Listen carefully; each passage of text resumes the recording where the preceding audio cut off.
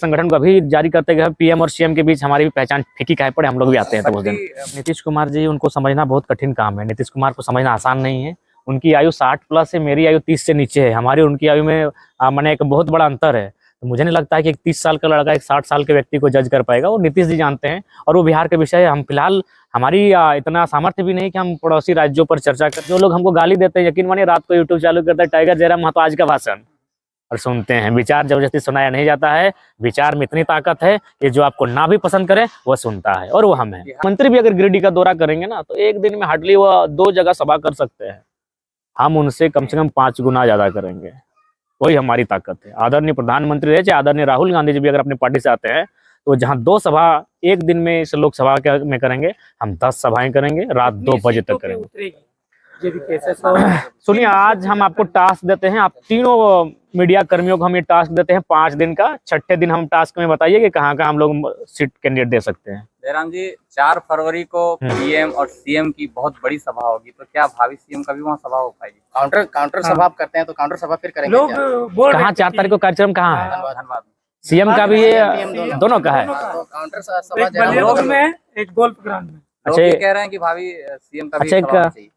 अच्छा, एक बलियापुर में भी एक गोल्फ ग्राउंड में है, मैंने पीएम सीएम दोनों है। तो या तो आप बताएं, बाद में बताएं, ठीक है, हम लोग भी सोचते हैं। अच्छा, हम लोग भी कहीं तो किसी क्षेत्र को टारगेट कर ही लेते हैं। बलियापुर और धनबाद के आसपास का ही हम लोग कोई सीमा को टारगेट करते हैं और उम्मीद करते हैं हम लोग अपने संगठन को अभी जारी करते गए पीएम और सीएम के बीच हमारी भी पहचान फीकी काहे पड़े, हम लोग भी आते हैं तो उस दिन।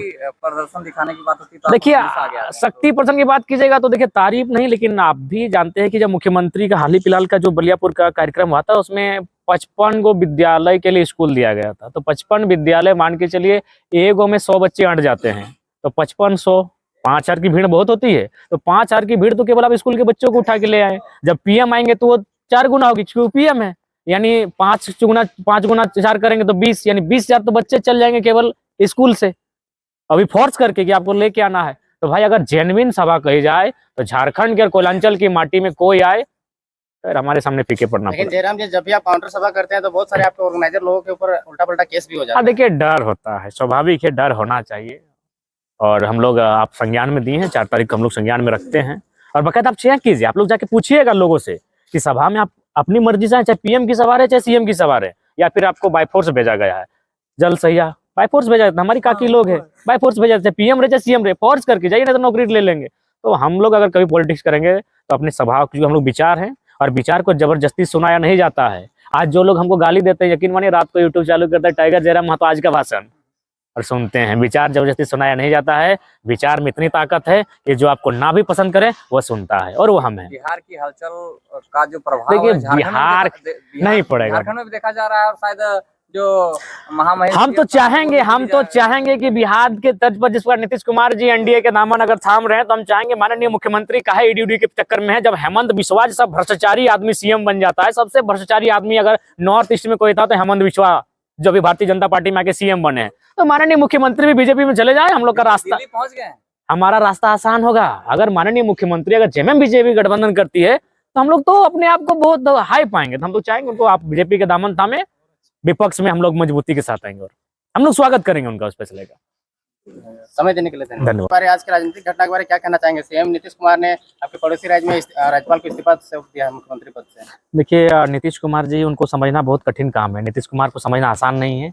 उनकी आयु 60 प्लस है, मेरी आयु 30 से नीचे है। हमारी उनकी आयु में माने एक बहुत बड़ा अंतर है। तो मुझे नहीं लगता है कि एक 30 साल का लड़का एक 60 साल के व्यक्ति को जज कर पाएगा। वो नीतीश जी जानते हैं और वो बिहार के विषय हम फिलहाल हमारी इतना सामर्थ्य भी नहीं कि हम पड़ोसी राज्यों पर चर्चा करें और उन पर कुछ फोकस कर सके। हमारा झारखंड अपने तंगहाल है, बदहाल है। इस राज्य में अगर हम थोड़ा भी सुधार ले आएंगे तो ये हमारे लिए गौरव की बात होगी। जयराम जी, आपकी पार्टी रजिस्टर्ड नहीं हो रही, इसमें आपको सिंबल नहीं मिल रहा, तो देखिए दिक्कत होगा। लोग बार-बार आरोप लगाते हैं कि ईवीएम को हैक कर ले जाता है। ऐसे ही आप अगर आपकी पार्टी अगर रजिस्टर्ड नहीं होगी तो सिंबल को लेकर के परेशानी होगी और वैसे में कहा जाता है कि ईवीएम हैक हो जाता है तो फिर उसमें आपको भी दिक्कत आ सकती है। देखिए संभावना है, दिक्कत आ सकती है, लेकिन देखिए अगर हम लोग पार्टी चुनाव के लड़ने के लिए हम आए ही नहीं थे।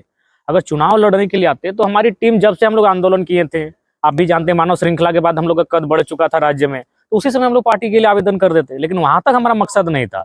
जब झारखंड सरकार उसी साल सितंबर महीने में कैबिनेट में लेके आती है, फिर कुछ दिन बाद उसको राजभवन भेजती है, तो उन घटनाक्रम के बाद हम लोग जब सोचे कि भाई 1932 खतियान आधारित स्थान नीति के अलावा हमारे पास जमीन अधिग्रहण मुद्दा है, हमारे पास माइंस एरिया मुद्दा है, हमारे पास विस्थापन का मुद्दा है, तो मुझे लगता है ये बातें हम लोग मजबूती से तभी रखेंगे जब सदन में एक हमारी कुर्सी लगी रहेगी, क्योंकि वहाँ की वैल्यू है, वहाँ जो सदन में जो चर्चा होगी उसको धरातल पर उतारा जाएगा। तो इसीलिए हम लोगों ने 6 महीना पहले डिसीजन लिया कि हम लोग पॉलिटिक्स करेंगे। अगर ये शुरुआत में लेते तो हमारे पास ये समस्या नहीं होती। तो इसलिए राज्य की जनता को समझना चाहिए कि हम लोग अपने स्वार्थ के लिए नहीं, राज्य के हितार्थ के लिए पॉलिटिक्स में आ रहे हैं। राज्य के लोगों के हितार्थ के लिए आप सहारा इंडिया के लिए आंदोलन करते हुए नजर आएंगे क्या? देखिए, सहारा इंडिया आप भी जानते हैं बहुत बड़ा विषय है, और आज देश के सिस्टम को आप भी जान रहे हैं केंद्र सरकार किस प्रकार सरकारी एजेंसियों का अपने फायदे के लिए उपयोग कर रही है। तो केंद्र से ये विषय केंद्र का है, लेकिन चूंकि लोकतांत्रिक देश है, हम लोग अपने पटल पर, अपने स्थान पर इन बातों को रखेंगे। क्योंकि झारखंड में मुझे लगता है प्रत्येक चौथा, प्रत्येक तीसरा व्यक्ति सहारा इंडिया में कहीं ना कहीं उसका पैसा फंसा हुआ था, और हम लोग उनकी आवाज को भी बहुत मजबूती के साथ रखने वाले हैं। आप गिरिडीह से उम्मीदवारी पेश करने जा रहे हैं, गिरिडीह लोग नहीं, देखिए, ये अभी अनुमान है। जब तक रायशुमारी नहीं होगी, जब तक लोग अंतिम मुकर्रर नहीं करेंगे, तब तक हम अपने बारे में निश्चय नहीं लेंगे। निर्णय लेने से पहले हम लोग रायशुमारी करेंगे, उसके बाद। अच्छा, उम्मीदवार की घोषणा कब तक होगी? आप बोले देखिए, उम्मीदवार की घोषणा के लिए हम लोग 2 बैठक कर चुके हैं, कोडरमा के लिए भी कर चुके हैं, हजारीबाग के लिए भी कर चुके हैं। रायशुमारी नहीं होती। देखिए, फेसबुक अलग चीज होता है, सोशल मीडिया में लोग पूरा राज्य कैंडिडेट किसी को मान लेता है, लेकिन जब हम लोग धरातल पर उन्हीं लोगों के पास जाते हैं, जब चीजों पर लोकसभा चुनाव लड़ने की पैटर्न पर बात करते हैं, तो हमारे जो प्रत्याशी हैं वो लोग भी अनकंफर्ट फील करने लगते हैं, जिनको हम लोग प्रत्याशी मानते हैं। तो इसीलिए हम लोग दोनों जगह हजारीबाग लोकसभा के लिए मीटिंग कर चुके हैं, जिसमें हमको लगता है 200 की संख्या में हमारे सिर्फ केडर थे, जिनको हम लोग भविष्य में लीडर मानेंगे, वे लोग थे। कोडरमा के लिए मीटिंग हो चुकी है, लेकिन अंतिम मुहर नहीं लग पाया है। इसलिए जो अंतिम मुहर लगेगा, समय है। और अच्छा, कैसा उम्मीदवार आप चाहते हैं? कैसा देखिए, उम्मीदवार जनता के अनुसार ही हम लोग चाहेंगे कि जो जनता के साथ जुड़ता हो, जो जनता के साथ उनके अनुसार ढलता हो। अभी देखिए, जरा महतो की बात करें तो जनता क्यों नहीं हमसे प्यार करेगी यार? आज 4 दिन से नहाए पिए नहीं, उनके कामकाज के लिए दौड़ रहे हैं। जहां मिला घर द्वार कुछ नहीं, खेत मिला तो खेत में बैठ के, ग्राउंड मिला तो ग्राउंड में बैठ के भोजन कर लिए। तो जनता के अनुसार हम लोग अपने नेतृत्व का चयन करेंगे, उनके लीडर का चयन अच्छा, करेंगे। जहाँ तक आप आंदोलन को लेकर के गए नहीं थे जिस जिला में, उस जिला में क्या कैंडिडेट पेश कर रहे हैं आप? बिल्कुल करेंगे, बिल्कुल करेंगे। आप सही बात है, आंदोलन तो धनबाद बोकारो से हुआ था, लेकिन हम लोग उसके बाद भी अगर कैंडिडेट देंगे तो कहीं ना कहीं जब पॉलिटिक्स में जाएंगे तो आंदोलन अलग विषय होगा और पॉलिटिक्स अलग विषय होगा। सामाजिक संतुलन बैठाने के लिए आप किन किन वर्गों को आप देखिए, एक बात तो आप जानते हैं, मैं आपको बताना चाहूंगा कि आप हमारे जो जारी हुआ लिस्ट है उसको ध्यान से देखें।